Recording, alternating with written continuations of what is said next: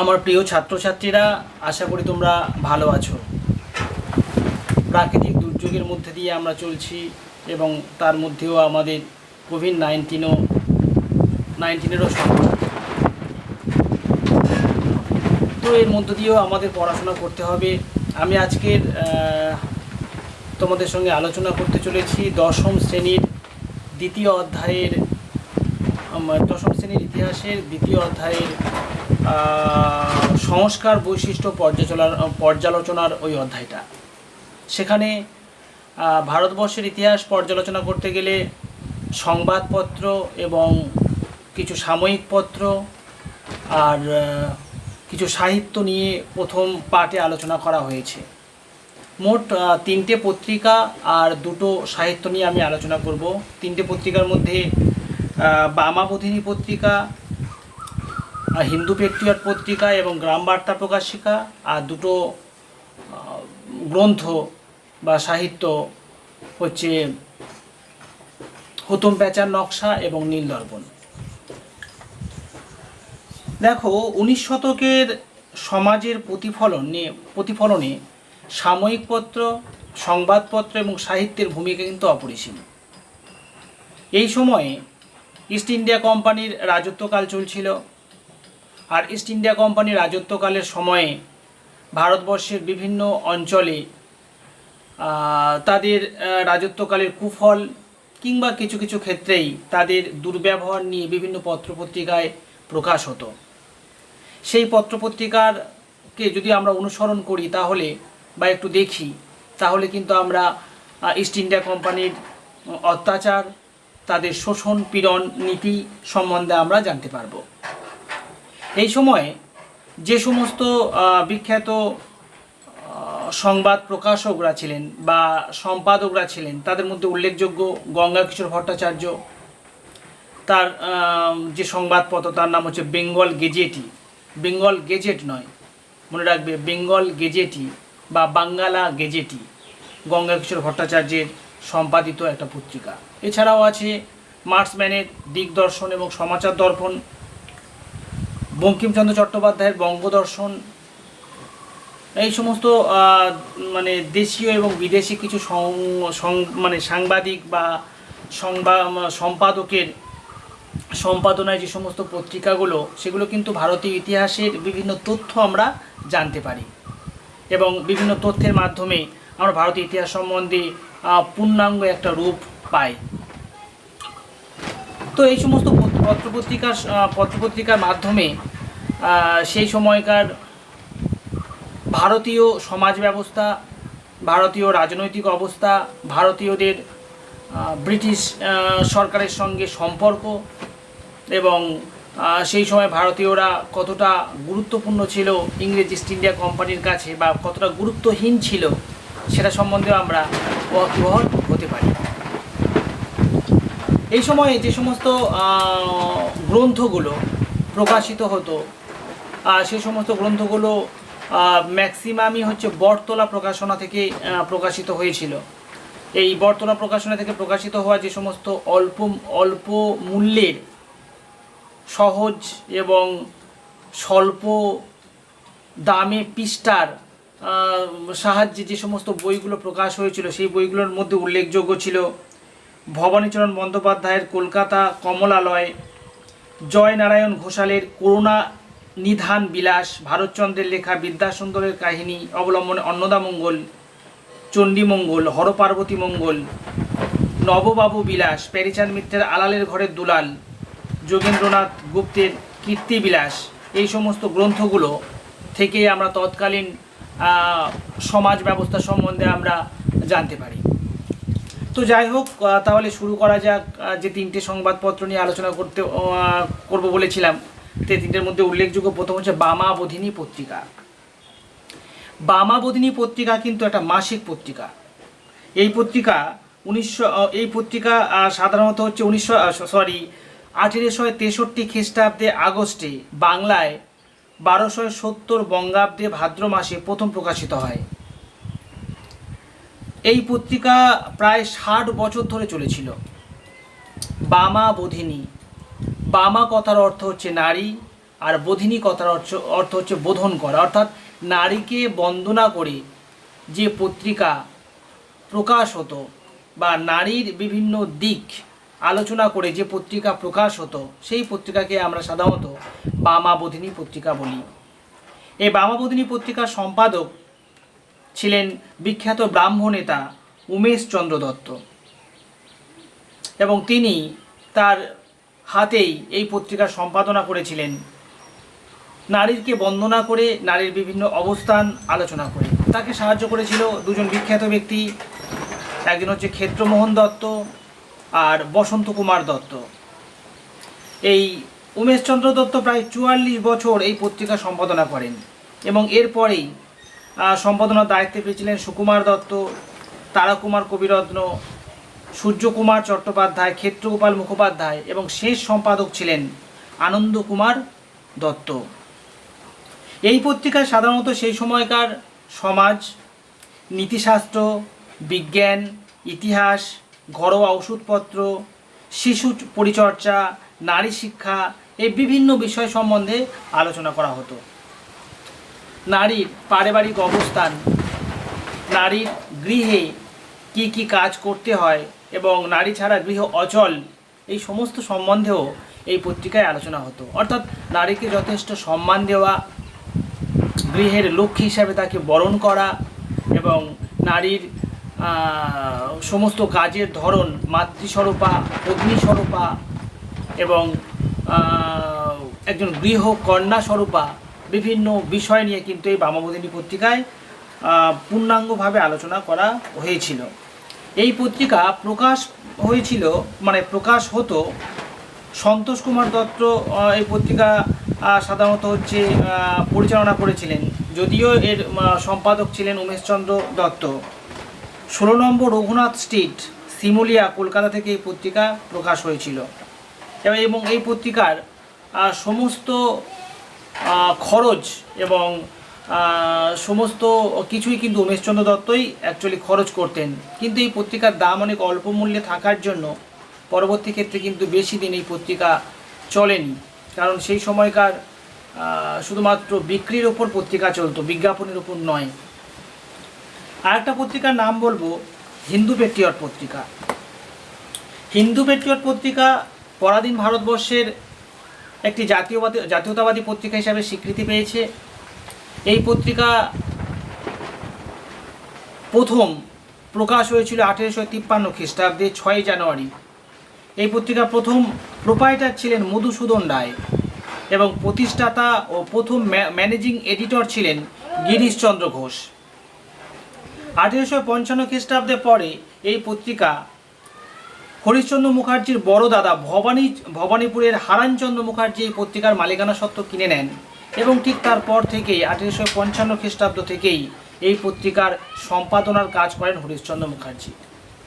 এখানে তোমাদের বলে রাখি যে তোমাদের যেহেতু এমসিকিউ টাইপের কোশ্চেন পড়ে, সেহেতু এমসিকিউ টাইপের 4টে অপশানের মধ্যেই কিন্তু তোমাদের উত্তর ঠিক করতে হয়।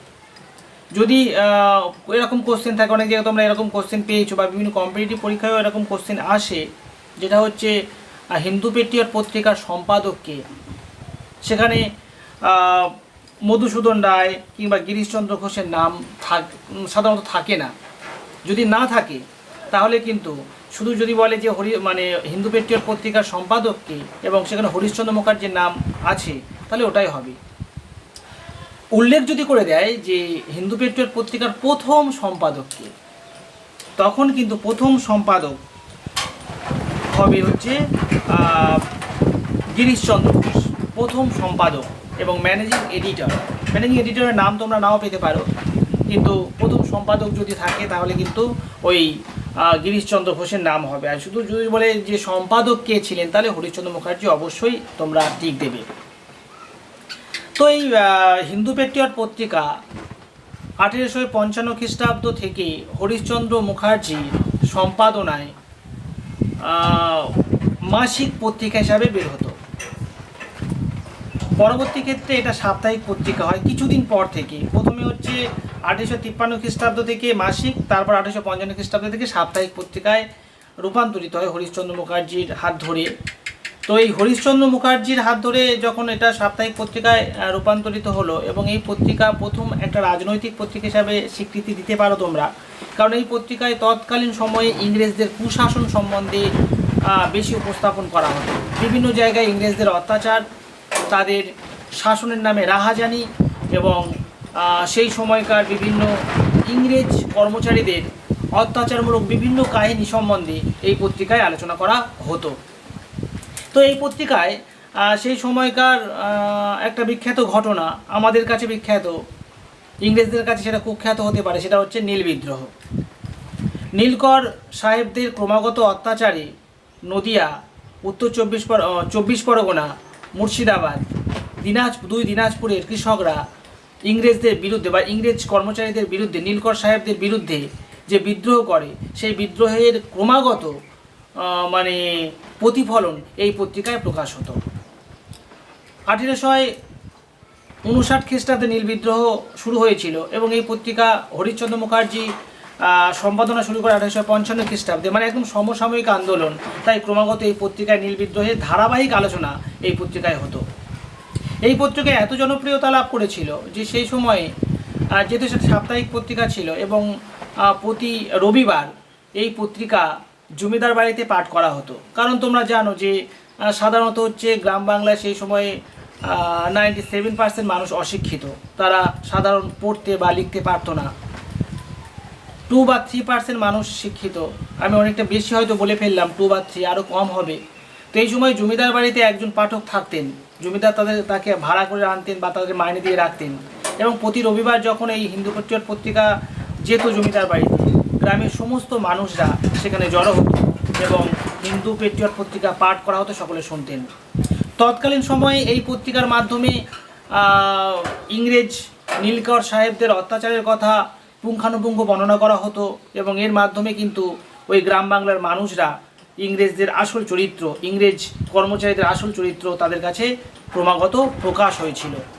তো এই যে সেই সময়কার যে সমাজ ব্যবস্থা বা ইংরেজ কর্মচারীদের যে অত্যাচার, সেই অত্যাচারে অতিষ্ঠ হয়ে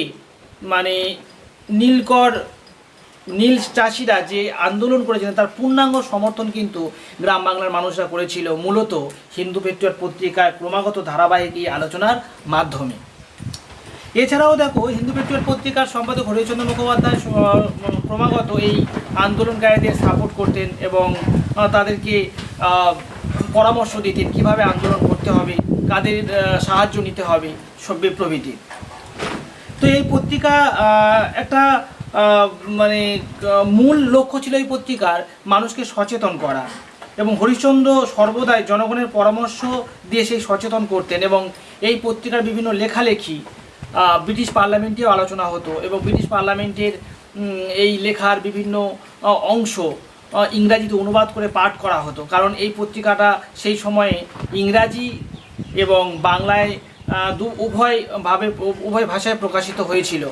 এবং এর ফলে ইংরেজদের পক্ষেও কিন্তু সেই সময় নীলকর সাহেবদের অত্যাচার কোন পর্যায়ে পৌঁছেছিল সেটাও জানা যায়।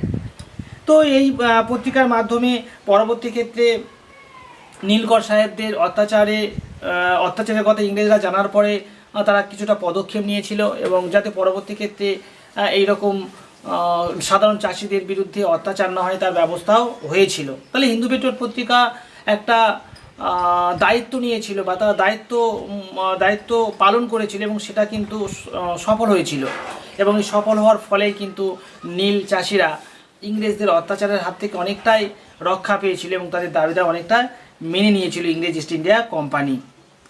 এই সময়ে এই যে হিন্দু পেট্রিয়ট পত্রিকা, এই পত্রিকা কিন্তু হরিশ্চন্দ্র মুখোপাধ্যায়ের অকাল প্রয়াণের পরে শম্ভুচন্দ্র মুখার্জি, পরে কৃষ্ণপাল 1861 থেকে 84 পর্যন্ত সম্পাদনা করেন, এবং 1892 খ্রিস্টাব্দে মার্চ মাস থেকে এই হিন্দু পেট্রিয়ট পত্রিকা কিন্তু দৈনিক পত্রিকায় রূপান্তরিত হয়, দৈনিক পত্রিকা হিসাবে প্রকাশ হয়। তাহলে প্রথমে একদম মাসিক ছিল, তারপর হরিশ্চন্দ্র মুখোপাধ্যায়ের হাত ধরে সেটা সাপ্তাহিক এলো, তারপরে কিন্তু দৈনিক পত্রিকায় প্রকাশিত হলো।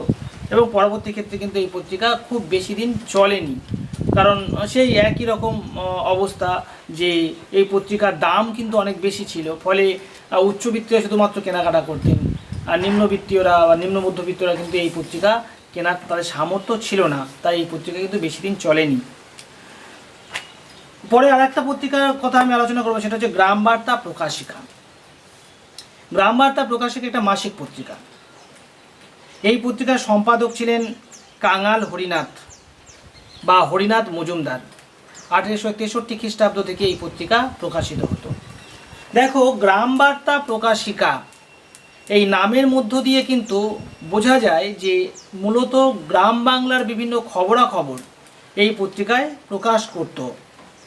গ্রাম বাংলার বিভিন্ন খবরাখবর এই পত্রিকায় প্রকাশ করত এবং গ্রাম বাংলার মানুষের যে অবস্থা, মানুষের সামাজিক অবস্থা, সেই অবস্থা সম্বন্ধে পুঙ্খানুপুঙ্খ আলোচনা করতেন কাঙাল হরিনাথ বা হরিনাথ মজুমদার।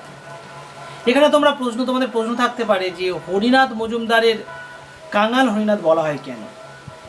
কাঙাল কথার অর্থ তোমরা জানো, যার কেউ নেই, তাকে সাধারণত কাঙাল বলা হয়। খেতে মানে দুবেলা দুমুঠো পেট ভরে খেতে পায় না এবং যিনি অনাথ, তাকে কাঙাল বলা হয় সাধারণত। হরিনাথ মজুমদারের ছোটোবেলায় মা বাবা মারা গিয়েছিল এবং কাকার কাছে মানুষ, এবং তার অবস্থা অনেকটা দরিদ্র, হতদরিদ্র এইরকম অবস্থায় ছিল, তাই তাকে কাঙাল অভিধায় অভিহিত করেছিলেন তৎকালীন বঙ্গ সমাজ।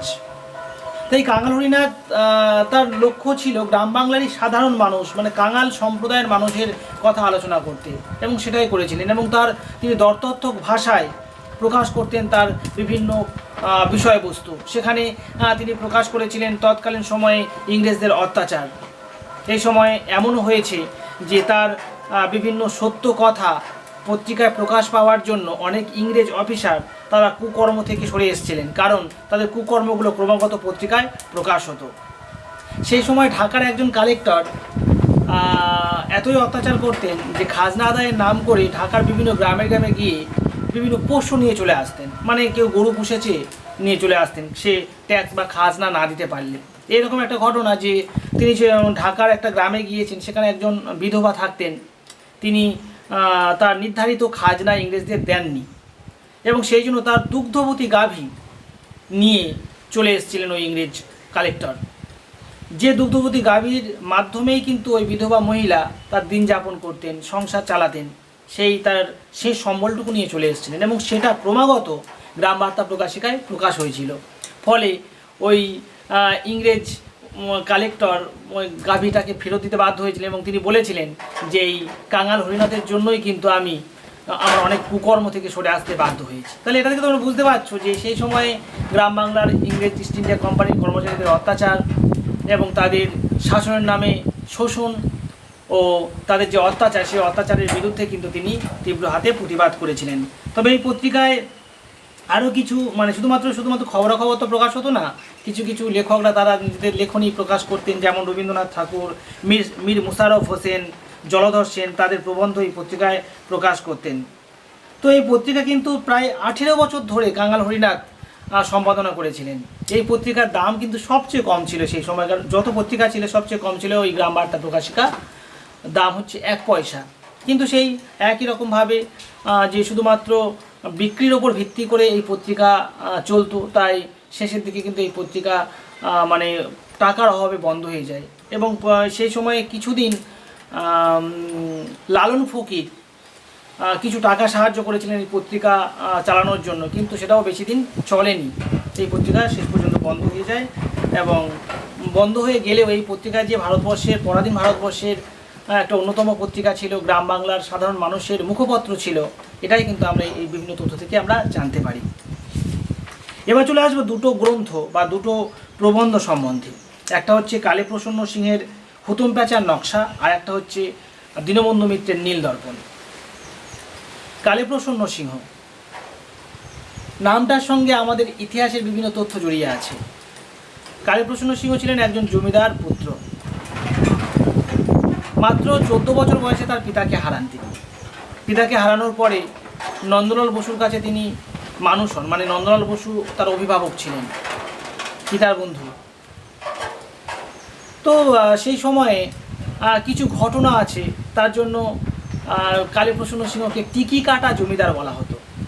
টিকি কাটা জমিদার কেন? কারণ সেই সময়ে তার বাবার বাৎসরিক কার্যের সময়ে তিনি প্রায় 100 ব্রাহ্মণকে খাইয়েছিলেন। মানে ব্রাহ্মণ ভোজন করা পুণ্য এটা হিন্দু সমাজে আছে, সেটা করেছিলেন। সেই সময় তিনি প্রত্যেকটা ব্রাহ্মণকে একটা করে গাভী দিয়েছিলেন, কিন্তু একজন ব্রাহ্মণ তার গাভী নিয়ে তিনি একজন কসাইকে বিক্রি করে দিয়েছিলেন। এই খবরটা কালীপ্রসন্ন সিংহ জানতে পারেন এবং লোক মারফত তাকে খবর দেন এবং তাকে তার সভায় আনেন। সেই সময় এই কালীপ্রসন্ন সিংহ তার টিকি কেটে নেন, নিয়ে মানে তার একটা শাস্তি যে তিনি গাভী বিক্রি করেছেন, তার ব্রাহ্মণের একটা মানে অঙ্গের ভূষণ হচ্ছে টিকি, আর সেই টিকিটা কেটে নিয়ে তাকে ছেড়ে দেন। ওই জন্য তাকে টিকি কাটা জমিদার বলা হতো। শুধু এটুকুই নয়, তিনি হিন্দু ধর্মশাস্ত্রে পণ্ডিত ছিলেন এবং তর্কশাস্ত্রে পণ্ডিত, তাই বিভিন্ন ব্রাহ্মণদের সেই তর্কযুদ্ধে আহ্বান করতেন। শর্ত ছিল যে ব্রাহ্মণরা যদি তর্কযুদ্ধে পরাজিত হয় তাহলে তিনি তার টিকি কেটে দেবেন এবং টিকি কাটার পরিবর্তে তাকে 100 টাকা দেবেন, দিয়ে তিনি সেই টিকিটা তার আলমারিতে রেখে দেবেন, কারণ তিনি কতজনের সঙ্গে তর্কযুদ্ধে জিতেছেন তার প্রমাণ রাখার জন্য। এইরকম একজন ব্যক্তি ছিলেন কালীপ্রসন্ন সিংহ। তো কালীপ্রসন্ন সিংহ তার সময়কালে বিভিন্ন গ্রন্থ রচনা করেছিলেন। তার মধ্যে উল্লেখযোগ্য যে সমস্ত গ্রন্থ, যেমন মহাকাব্যকে বাংলায় অনুবাদ করেছিলেন, মহাভারতকে বাংলায় অনুবাদ করেছিলেন এবং এই মহাভারতকে বাংলায় অনুবাদ করার জন্য বিদ্যাসাগরের অনুরোধ করেছিলেন, কারণ তিনি সংস্কৃত শাস্ত্রে পণ্ডিত ছিলেন, কিন্তু অতটা পণ্ডিত ছিলেন না যে সমস্ত মহাভারতটাকে সংস্কৃত থেকে বাংলায় পুঙ্খানুপুঙ্খ অনুবাদ করতে পারবেন, তাই বিদ্যাসাগরের সাহায্য চেয়েছিলেন। কিন্তু বিদ্যাসাগর সময় দিতে না পারলেও তিনি 6 জন পণ্ডিতকে কালীপ্রসন্ন সিংহের কাছে পাঠিয়েছিলেন এবং সেই মহাকাব্য তিনি বাংলায় অনুবাদ করিয়েছিলেন এবং এতে প্রায় 2 থেকে 3 লক্ষ টাকা তিনি খরচও করেছিলেন। তো এই পরবর্তী ক্ষেত্রে তিনি আরও কিছু গ্রন্থ রচনা করেন, অনুবাদ করেন, যেমন বিক্রমাবর্ষী, সাবিত্রী সত্যবান, মালতী মাধব। এছাড়া একটা বিখ্যাত গ্রন্থ মানে তিনি নিজেই রচনা করেছিলেন, তার নাম হুতম প্যাঁচার নকশা। এই হুতম প্যাঁচার নকশা 1862 খ্রিস্টাব্দে তিনি প্রকাশ করেন। হুতম প্যাঁচার নকশা গ্রন্থের মূল তথ্য কী? হুতম প্যাঁচা, কালীপ্রসন্ন সিংহ হুতম প্যাঁচার মুখ দিয়ে তৎকালীন কলকাতার নব্যশিক্ষিত বাঙালি বাবুদের তীব্র কটাক্ষ করেছিলেন। তিনি তার গ্রন্থের মাধ্যমে, তার লেখনীর মাধ্যমে, হুতম প্যাঁচার মুখের মাধ্যমে বা বাণীর মাধ্যমে সেই সময়ে তীব্র ব্যঙ্গাত্মকভাবে কলকাতার বাবু সম্প্রদায়কে, যারা ইংরেজ ঘনিষ্ঠ, যারা ইংরেজদের পদলেহনকারী, তাদের তীব্র কটাক্ষ করেছিলেন।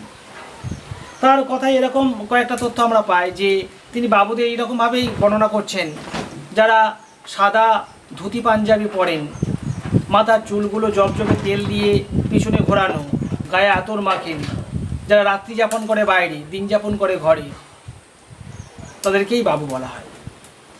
তিনি তার হুতম প্যাঁচার নকশায় তৎকালীন সময়ে কলকাতার পাশ্চাত্য শিক্ষিত গজিওটা বাবু সমাজের অবক্ষয়ের কথা তিনি বলেছেন।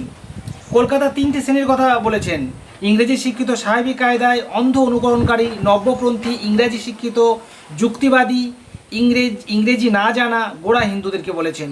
এরা প্রত্যেকেই জাল, দুচ্চুরি ও ফঙ্গি ফিকির করে।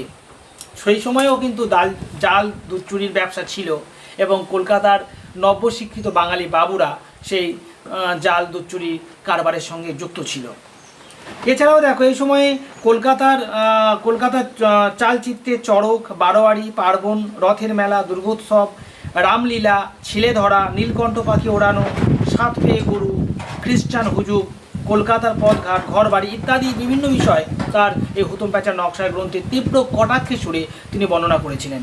এটা থেকে তোমরা বুঝতে পারছো যে সেই সময়কার সমাজ ব্যবস্থা, সেই সময়কার সমাজের যে বিভিন্ন বিষয় সম্বন্ধে তীব্রভাবে কটাক্ষ করেছিলেন। কোনো ব্যক্তির হয়তো গায়ে লেগেছিল, কিন্তু সেই সময়কার বিখ্যাত কয়েকজন ব্যক্তির গায়ে লেগেছিল যে তাদের উদ্দেশ্য করে হয়তো হুতম প্যাঁচা অর্থাৎ কালীপ্রসন্ন সিংহ এগুলো বলছেন, কিন্তু তিনি তা কাউকে তোয়াক্কা করতেন না। তিনি তার যেটা মনে হয়েছে, যেটা সত্য মনে হচ্ছে, সেটা তিনি বর্ণনা করেছেন তার বিভিন্ন লেখনীর মাধ্যমে।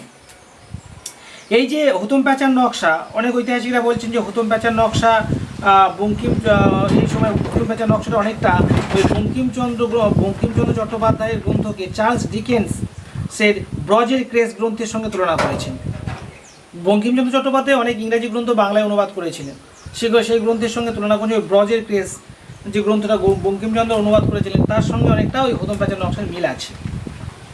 এছাড়াও এই হতম প্যাঁচার নকশাকে মানে সমর্থন করেছিলেন শিবনাথ শাস্ত্রী। তার রামতনু লাহিড়ী ও তৎকালীন বঙ্গ সমাজ নামক যে গ্রন্থ তিনি প্রকাশ করেছিলেন 1904 খ্রিস্টাব্দে, সেখানেও কিন্তু হতম প্যাঁচার নকশাকে সমর্থন করা হয়েছিল এবং সেখানে যে কথাগুলো বলা হয়েছিল সেটা অনেকটা সত্য কথা বলে তিনি স্বীকার করেছিলেন। তো হতম প্যাঁচার নকশা ছাড়াও এই সময় আর একটা গ্রন্থ খুবই গুরুত্বপূর্ণ, সেটা হচ্ছে নীলদর্পণ নাটক। নীলদর্পণ নাটক দীনবন্ধু মিত্রের লেখা। 1849 খ্রিস্টাব্দের 1859 খ্রিস্টাব্দের নীলকর সাহেবরা যে নীল চাষিদের বিরুদ্ধে যে মানে শোষণমূলক ব্যবস্থা গ্রহণ করেন এবং তার প্রত্যুত্তরে নীল চাষিরা যে বিদ্রোহ শুরু করেছিলেন নীল বিদ্রোহ, সেই নীল বিদ্রোহের প্রেক্ষাপটে লেখা। এখানে উল্লেখ্য এই নীলদর্পণ নাটক ইংরাজিতে অনুবাদ করেছিলেন মাইকেল মধুসূদন দত্ত। কার অনুরোধে? জেমস লংয়ের অনুরোধে, লং সাহেবের অনুরোধে। এবং মাইকেল মধুসূদন দত্ত এটা ইংরাজিতে অনুবাদ করলেও অনুবাদক হিসাবে লেখা ছিল কিন্তু জেমস লংয়ের নাম। ফলে এই নীলদর্পণ নাটকে যে ইংরেজ সাহেবদের অত্যাচারের কথা তীব্র কটাক্ষের সুরে বলা হয়েছিল, এর ফলে ইংরেজরা প্রচণ্ড ক্ষুব্ধ হয় এবং জেমস লংকে গ্রেপ্তার করা হয়। এবং জেমস লংকে গ্রেপ্তার করার পরে তাকে আবার ছাড়ানো হয়েছিল। কালীপ্রসন্ন সিংহ 1000 টাকা দিয়ে তাকে ছাড়িয়েছিলেন। তো এই যে নীলদর্পণ নাটক, এই নীলদর্পণ নাটক নীল বিদ্রোহের পুঙ্খানুপুঙ্খ বর্ণনা করা। এখানে আমরা দেখেছি যে দীনবন্ধু মিত্রের নদিয়ার একটা জায়গায় তার বাড়ি এবং তিনি তার নিজের চোখে নীলকর সাহেবদের অত্যাচারের ঘটনা দেখেছেন এবং সেটা পুঙ্খানুপুঙ্খ আলোচনা করেছেন। ফলে বাস্তবধর্মী এই যে আলোচনা, এই আলোচনার ফলে তৎকালীন সময়ে সমাজ ব্যবস্থা বিভিন্ন দিক উঠে এসছে। সমাজের ইংরেজরা কীভাবে সাধারণ দরিদ্র পীড়িত মানুষদের উপর অত্যাচার করে তার বিভিন্ন বিষয় সম্বন্ধে এই গ্রন্থে বিভিন্ন তথ্য পর্যালোচনা করা আছে। দীনবন্ধু মিত্র নিজেই এই নীল চাষিদের যে পরামর্শ দিতেন এবং কিভাবে বিদ্রোহ করতে হবে, কাদের সমর্থন আদায় করতে হবে তার ব্যবস্থাও করেছিলেন। এবং দীনবন্ধু মিত্র নিজেই নীলদর্পণ নাটকের মাধ্যমে সমস্ত ইংরেজ এবং ভারতীয়দেরকে ঐক্যবদ্ধ করেছিলেন এবং পরবর্তী ক্ষেত্রে এর ফলে কিন্তু নীলকর সাহেবদের এই যে অত্যাচার অনেকটা বন্ধ হয়েছিল। এই যে নীলদর্পণ নাটক, এই নাটক প্রথম হচ্ছে 1872 খ্রিস্টাব্দের 7ই ডিসেম্বর রঙ্গালয়ে প্রথম অভিনীত হয়। এই নাটকের একজন অত্যাচারী সাহেব হচ্ছে রোকসেস। প্রথম যে রঙ্গালয়ে অভিনয় হয়েছিল এবং সেই রঙ্গালয় হচ্ছে কলকাতায় গ্রেট ন্যাশনাল থিয়েটার, যেটা হচ্ছে বর্তমানে ধর্মতলায় অবস্থিত। তো এই গ্রেট ন্যাশনাল যে থিয়েটার, এই গ্রেট ন্যাশনাল থিয়েটারে রোকসেস সাহেবের ভূমিকায় অভিনয় করেছিলেন একজন বিখ্যাত নাট্যকার অভিনেতা অর্ধেন্দু শেখর মুস্তাফি। এবং এই নাটক দেখতে গিয়েছিলেন বিদ্যাসাগর তো চটি পড়তেন তোমরা জানো। তো সামনে বসে বিদ্যাসাগর এই নাটকটা দেখছেন এবং রক্সেস যে রক্সেস সাহেবের যে ভূমিকায় অর্ধেন্দু শেখর অভিনয় করছেন সেটা কিন্তু বিদ্যাসাগর জানতেন। কিন্তু নাটক দেখার সময় অভিনয়ের মধ্যে এমনভাবেই তিনি ঢুকে গিয়েছেন এবং সেই চরিত্রকে সত্যি বলে তিনি মনে করেছিলেন। এবং সেই সময় নাটক চলাকালীন সময়ে রক্সেস সাহেব যে অত্যাচার করছে সেই অত্যাচারে প্রচণ্ড ক্ষুব্ধ হয়ে বিদ্যাসাগর তার পায়ের চটি ছুঁড়ে মেরেছিলেন। পরবর্তী ক্ষেত্রে অর্ধেন্দু শেখর বলেছিলেন যেটা আমার জীবনের শ্রেষ্ঠ নাটক এবং যে নাটকে আমি বিদ্যাসাগরকেও মুগ্ধ করতে পেরেছি। তো এই যে নীলদর্পণ নাটকের যে মর্মস্পর্শী ঘটনা, শুধুমাত্র অভিনয় তো নয়, কারণ তার যে ধারাবাহিক যে ঘটনা, সত্য ঘটনা, সেই সত্য ঘটনাই কিন্তু দীনবন্ধু মিত্র প্রকাশ করেছিলেন। এবং এর ফলে কিন্তু তৎকালীন সময়ে বাংলায় একটা জাতীয়তাবোধ জাগ্রত হয়েছিল। সমগ্র ভারতবর্ষে, সমগ্র পৃথিবীতে একটা তীব্র ধিক্কার জানানো হয়েছিল নীলকর সাহেবদের। মার্কিন যুক্তরাষ্ট্র, ইংল্যান্ডের বুদ্ধিজীবী সম্প্রদায়, কলকাতার বাঙালি বুদ্ধিজীবী সম্প্রদায়, তারাও কিন্তু এই নীলকর সাহেবদের বিরুদ্ধে তীব্র প্রতিবাদ করেছিলেন। বিভিন্ন পত্রপত্রিকায় এই বিরুদ্ধে প্রতিবাদ হয়েছিল। তাহলে এক কথায় বলা যায় ভারতবর্ষের ইতিহাসে নীলদর্পণ নাটক শুধুমাত্র জাতীয়তাবোধে ভারতীয়দের উদ্বুদ্ধ করেননি, ভারতবর্ষের সীমা ছাড়িয়ে সেটা ইউরোপ বা আমেরিকায় গিয়ে পৌঁছেছিল। এর ফলে ইংরেজরা অনেকটা চাপে পড়ে গিয়েছিল এবং নীলকরদের বিরুদ্ধে ব্যবস্থা নিয়েছিল। তাহলে আজকের এই করা থাক, মানে 3টে পত্রিকা এবং 2টো প্রবন্ধ বা 2টো গ্রন্থ সম্বন্ধে আলোচনা হলো। পরবর্তী ক্ষেত্রে আমি 19 শতকের শিক্ষা সংস্কার নিয়ে আলোচনা করব। আশা করি তোমরা সবাই ভালো আছো এবং ভালো থাকার চেষ্টা করতে হবে। প্রাকৃতিক দুর্যোগ ঘটলেও আমাদের পড়াশোনা তো করতেই হবে। আমরা আবার নতুন করে বাঁচার সুযোগ পাবো বা বাঁচতে চেষ্টা করবো। সবাই ভালো থেকো।